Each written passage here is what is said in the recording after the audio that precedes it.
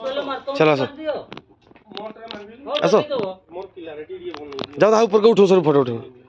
ये nature camp आपण मैंने जिते आसवे देखिए आपंकर जो कटेज तैयारी आम जो 6टी ऋतु वर्ष को 12 मास 6टी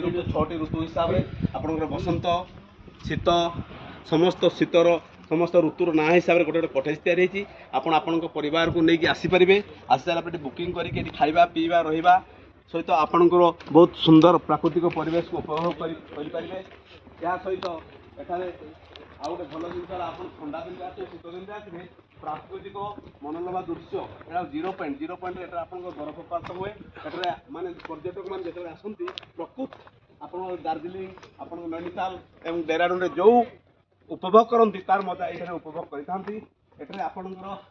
लंच डिनर ब्रेकफास्ट समस्त सुविधा तेणु आपण मैंने थोड़े ये को आसतु आसिकी ये जगार मजा नियंतु एवं उपभोग करते।